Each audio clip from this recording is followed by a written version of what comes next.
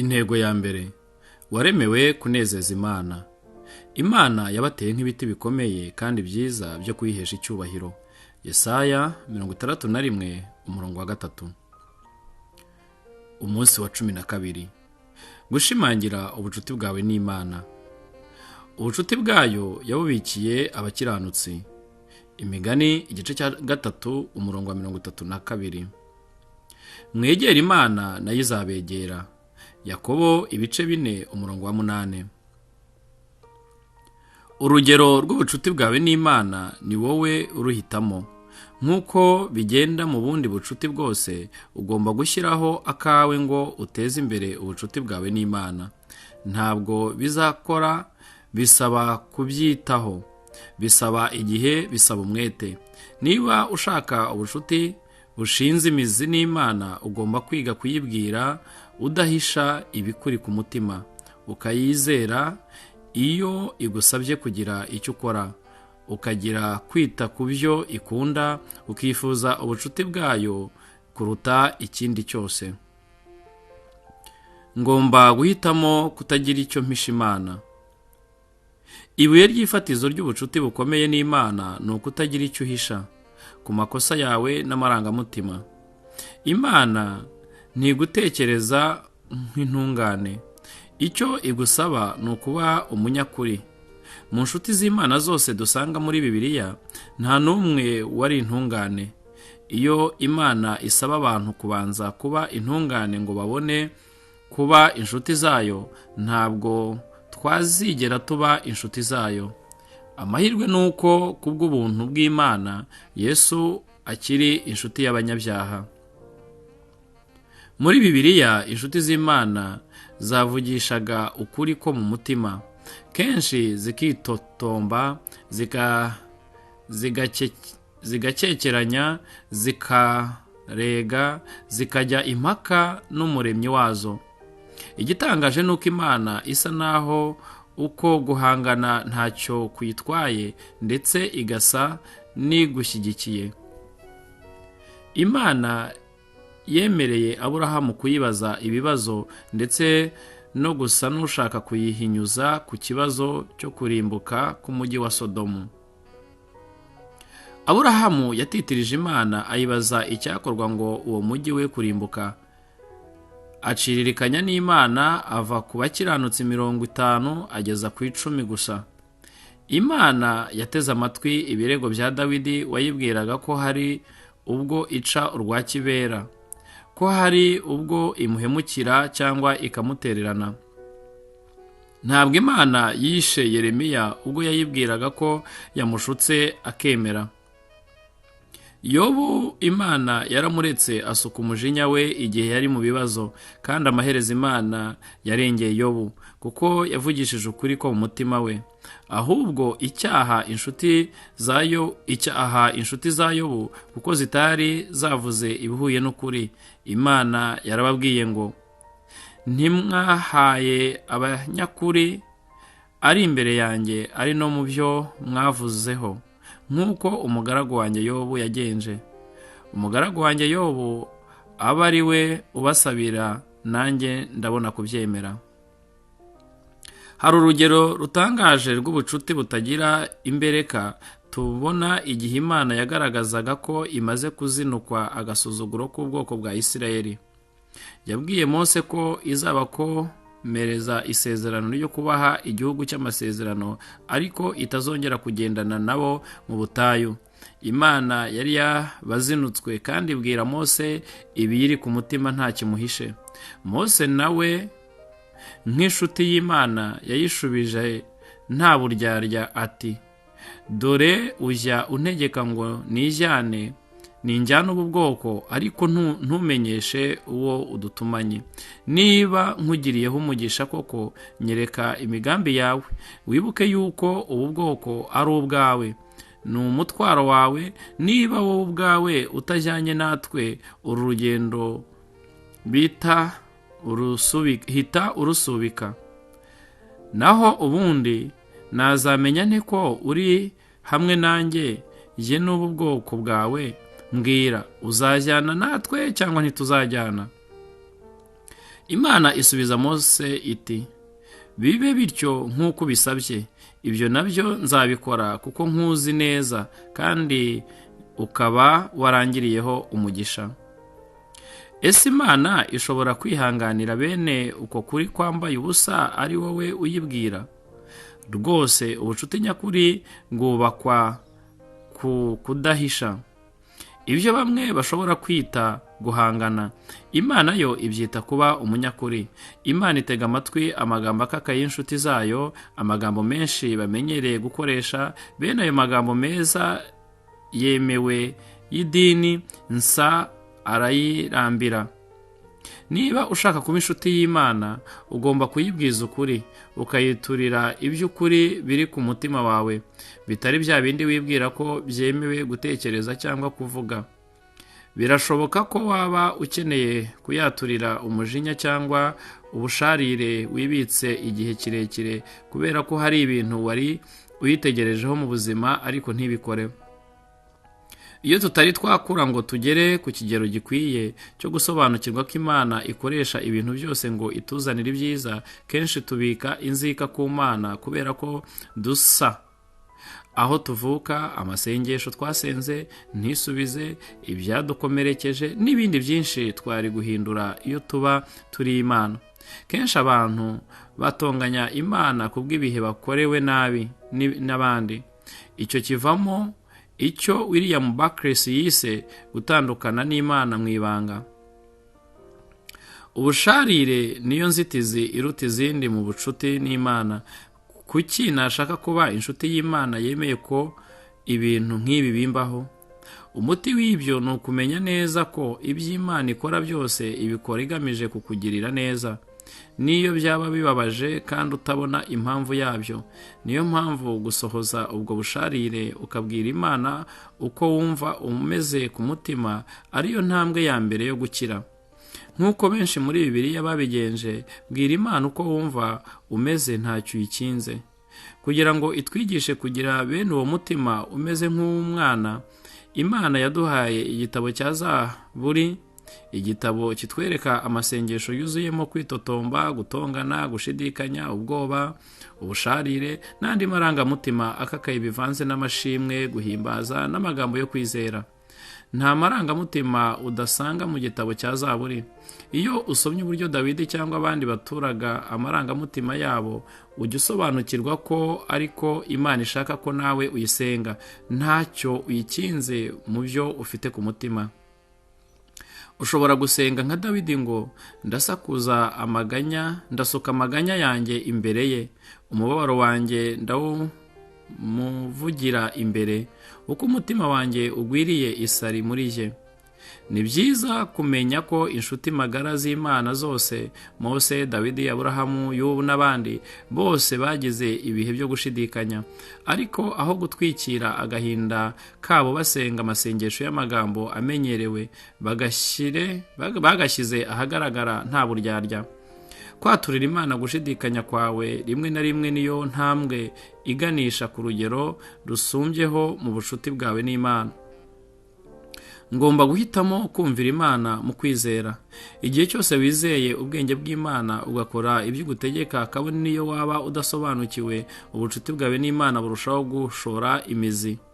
Akenshi ntabwo dutekereza ko kumvira ari kimwe mu biranga ubucuti, kuko ubusanzwe kumvira tubitekereza mu mibanire n'ababyeyi, abakoresha cyangwa abandi badukuriye mu kazi, ariko ntitujya tubivuga ku nshuti. Ariko Yesu yabisobanuye neza ko kumvira ari kimwe mu bisabwa ngo tugirane ubucuti n'Imana. Yarivugiye ati, muri inshuti zanjye nimukora ibyo mbategeka. Mu gice kibanza nibukije ko ijambo Yesu yakoresheje avuga inshuti rishobora no kuvuga ibyegera by'umwami. Nibwo abo bantu babaga hafi y'umwami ndetse bakagira akarusho ku bandi, babaga bakiri abagaragu b'umwami bakumvira amategeko ye. Turi inshuti z'Imana ariko ntabwo tureshya nayo. Ni umuyobozi wacu dukunda, natwe tukamujya inyuma. twumvira Imana tutabitewe n'itegeko, ubwoba cyangwa se agahato, ahubwo kuko tuyikunda kandi tukizera ko ibyiza bidukwiriye. Dushaka gukurikira Kristo ku bw'ishimwe ry'ibyo yadukoreye, kandi uko turushaho kumuba hafi niko ubucuti bwawe nawe burushaho gukomera. Abatizera bibwira ko abakristo bumvira kubera itegeko cyangwa umutima wicira urubanza cyangwa gutinya igihano, ariko ibyo bihabanye cyane n'ukuri. Ahubwo kubera ko twababariwe tugahabwa umudendezo, twumvira kubera urukundo, kandi kumvira kwacu bituzanira umunezero mwinshi. Yesu yaravuze ngo, uko data yankunze niko nanjye nabakunze, mugume mu rukundo rwanjye. Nimwitondera amategeko yanjye muzaguma mu rukundo rwanjye, nk'uko nanjye nitondeye amategeko ya data nkaguma mu rukundo rwe. Ibyo mbibabwiriye kugira ngo umunezero wanjye ube muri mwe, kandi n'umunezero wanyu ube wuzuye. Wumve neza ko Yesu adutegerejeho gukora nk'ibyo nawe yakoze ku Mana Data. Ubusabane afitanye n'Imana Data nicyo gitekerezo cy'ubucuti tugomba kugirana nawe. Yesu yakoze ibyo Imana Data yamusabye gukora byose abitewe n'urukundo. Ubucuti nyakuri ntabwo budamarara, burakora. Iyo Yesu adusaba gukunda abandi, gufasha abakene, gusangira n'abandi ibyo dufite, kurinda ubugingo bwacu bugahora bwera, kubabarira, kuzana abandi aho ari, urukundo nirwo ruduhata kubikora. Kenshi twumva abatubwira ko tugomba kugerageza gukorera Imana ibintu bihambaye. Nyamara Imana yo inyurwa kurutaho iyo twemeye gukora utuntu tworoheje kubwo kumvira kuvuye mu rukundo. Bishobora kutabonekera abantu, ariko Imana yo irabibona kandi ibifata nk'ibikorwa by'ishimwe kuri yo. Ibikorwa bikomeye bishobora kutugwirira rimwe na rimwe mu buzima, ariko ibikorwa bito bito duhura nabyo buri munsi, udukorwa duto nko kuvuga ukuri, kugira neza, gukomeza abacitse intege, natwo dutera Imana akanyamuneza. Imana yibuka udukorwa tworoheje tuva mu kumvira kuruta amasengesho dusenga cyangwa indirimbo zo guhimbaza n'amaturo. Bibiliya iravuga ngo, mbese Uwiteka yishimira ibitambo byonswa n'ibindi bitambo kuruta uko yakwishimira umwumviye? Erega kumvira kuruta ibitambo. Yesu yatangiye umurimo ku mugaragaro afite imyaka 30, abanza kubatizwa na Yohana. Icyo gihe Imana yaravuze ngo, uyu ni umwana wanjye nkunda nkamwishimira. Niki Yesu yari yarakoze iyo myaka 30 cyari cyaranejeje Imana? Ntacyo Bibiliya ivuga kuri iyo myaka uretse interuro imwe gusa muri Luka igice cya 2 umurongo wa 51, aho igira iti, amanukana nabo ajya i Nazareti, abana nabo agahora abumvira. Imyaka 30 yanejeje Imana bayishyize mu ncamake y'amagambo 2 gusa ngo agahora abumvira. Ngomba guha agaciro iby'Imana iha agaciro. Ibyo nibyo inshuti zose zikora, zita ku byo mugenzi wabo ashyira imbere. Uko ugenda urushaho kuba inshuti y'Imana niko uzagenda urushaho kwita ku byo yitaho. Ubabazwe n'ibibabaza, unezezwe n'ibishimisha. Pawulo ni igitegererezo cyiza kuri iyi ngingo. Gahunda y'Imana niyo yari gahunda ye. Ibyashishikazaga Imana nibyo byamushishikazaga.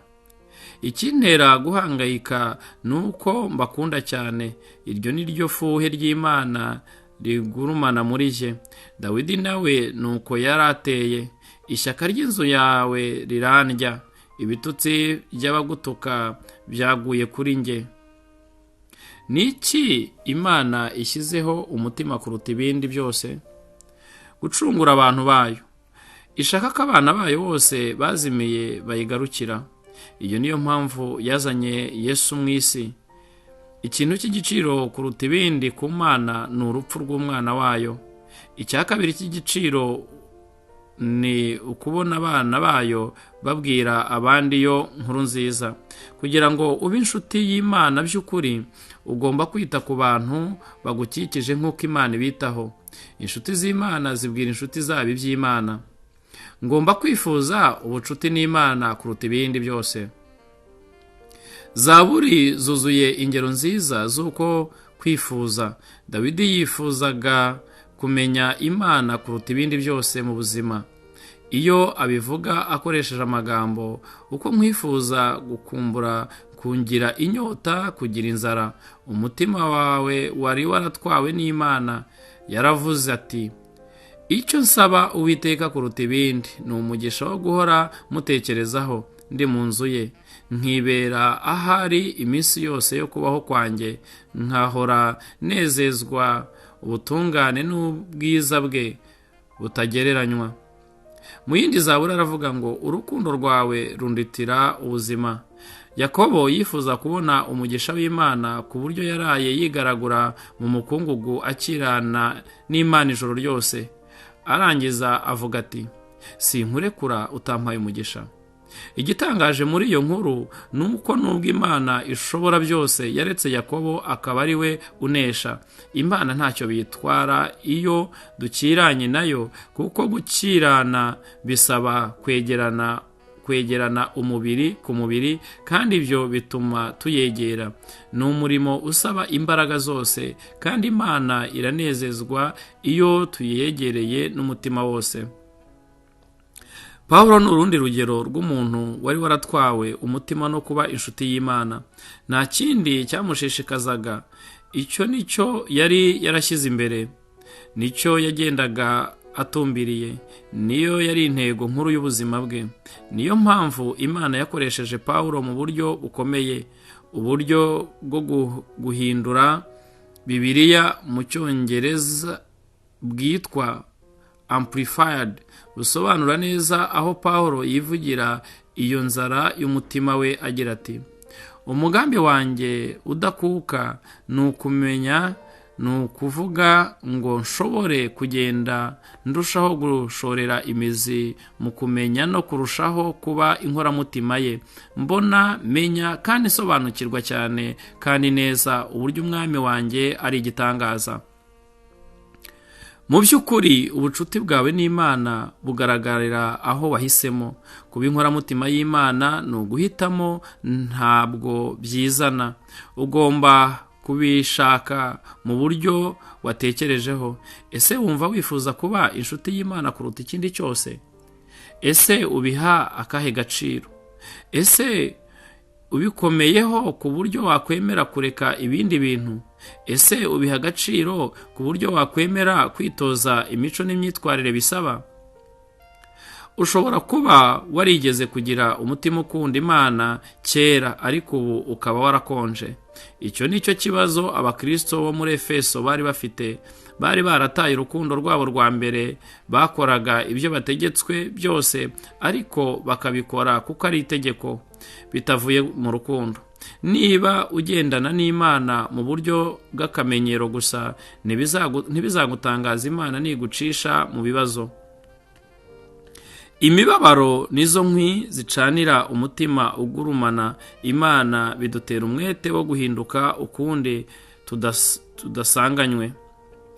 C.S. Lewis yaravuze ngo, umubabaro ni indangururamajwi y'Imana.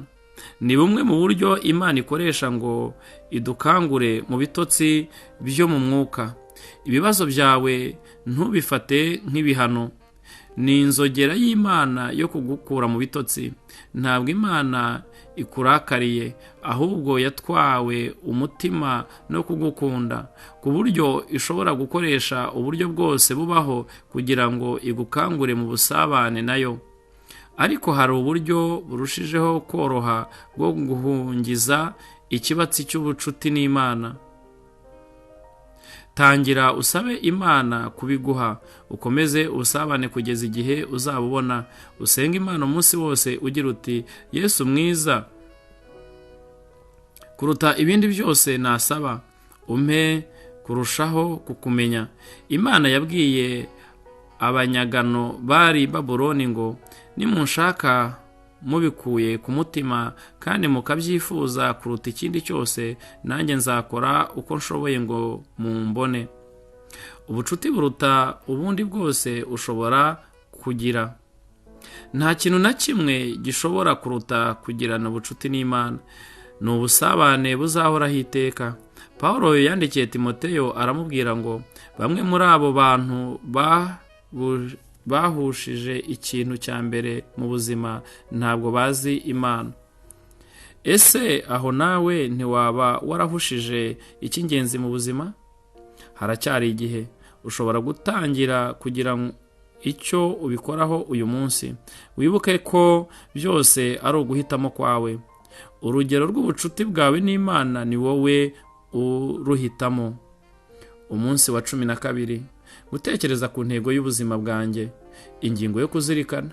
Urugero rwo kwegera Imana kwanjye ni jye uruhitamo. Umurongo wo gufata mu mutwe. Mwegera Imana nayo izabegera. Yakobo igice cya 4 umurongo wa 8a. Ikibazo cyo gutekerezaho ni ibihe byemezo bifatika ngiye gufata uyu munsi kugira ngo ndusheho kwegerana n'Imana?